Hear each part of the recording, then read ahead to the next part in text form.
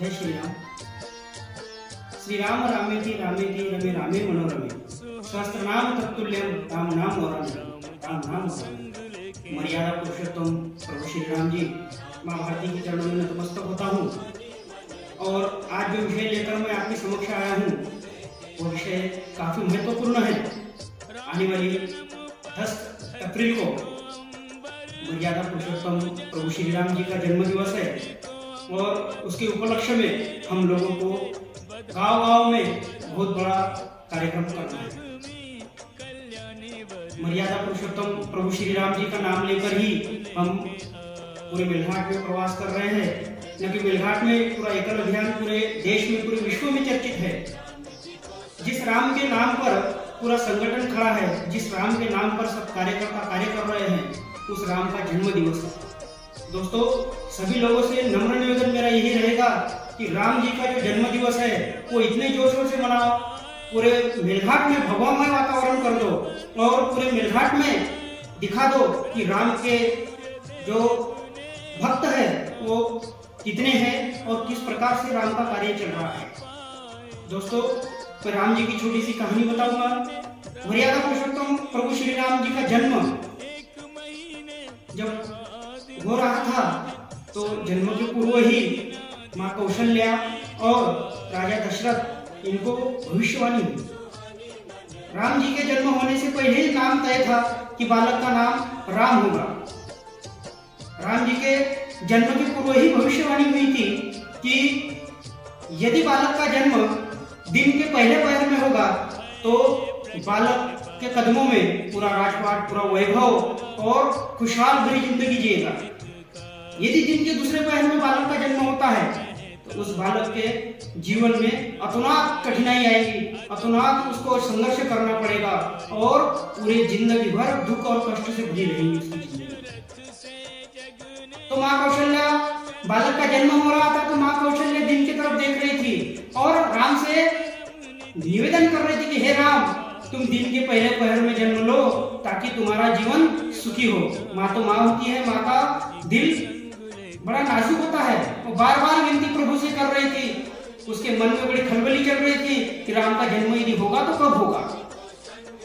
राम का जन्म जब हुआ तो राम का सिर्फ एक बालक का जन्म नहीं हुआ दोस्तों, उसके साथ साथ एक संस्कृति, एक सनातन धर्म, एक हिंदुत्व और पूरे हमारे हिंदुत्व में एक नया इतिहास उस दिन बनने जा रहा था। जिस दिन राम जी का जन्म हो रहा था उस दिन वीरता का जन्म हुआ, उस दिन शूरता का जन्म हुआ और उसी के साथ साथ सनातन हिंदू धर्म का एक रचयिता, एक नया इतिहास वहां पे बना।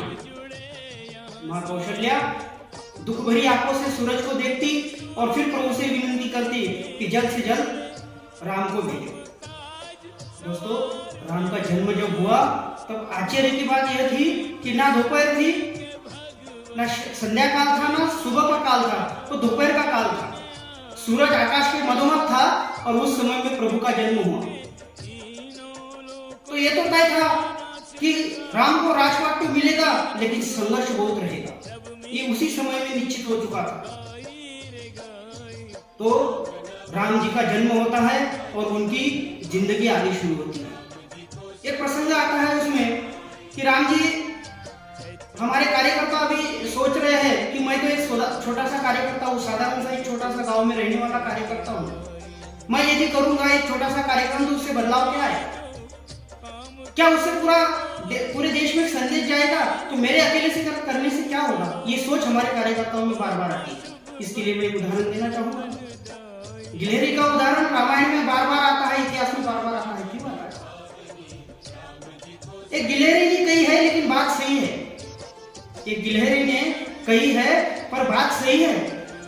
अंधेरे में उजाले का एक जरिया तो बनो, अंधेरे में उजाले का एक जरिया तो बनो। नहीं सूरज बन सकते तो कम से कम एक दिया तो बनो।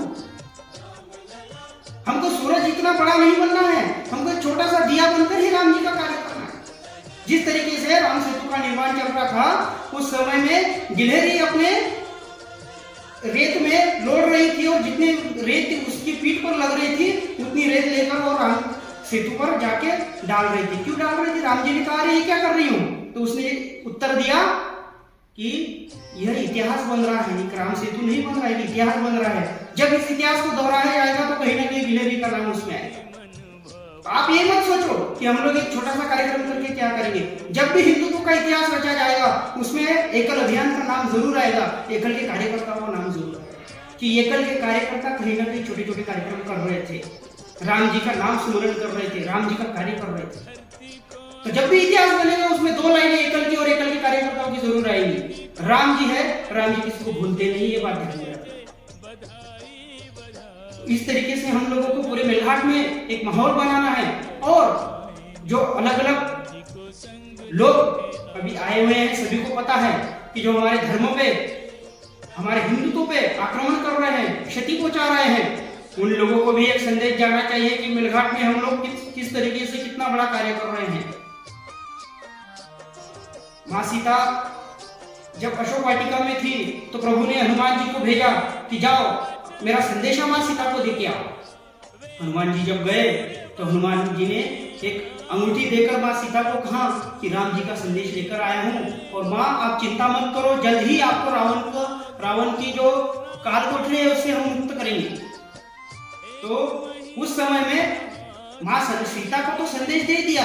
उस समय हनुमान जी ने सोचा कि सीता माँ को संदेश देना तो हो गया, अब चलते चलते रावण को भी राम राम करते चले।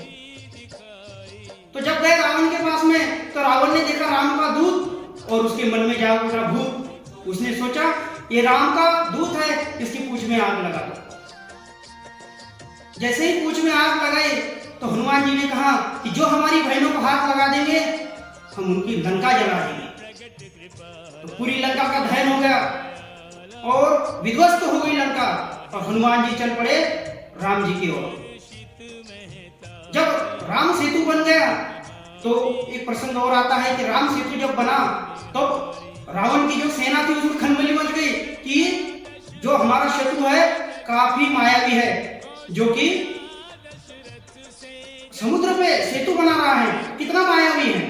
तो रावण ने भी सोचा कि अरे ये काम तो मैं भी कर सकता हूँ।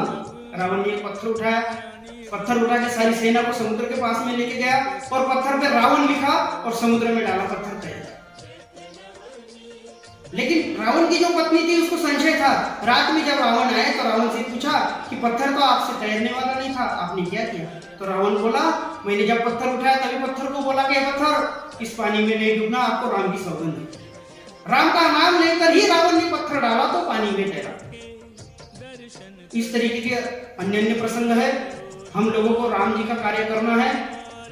जिस तरह से आज हमारे धर्म पे आघात हो रहा है, मैं दो लाइनें बोलना चाहूंगा।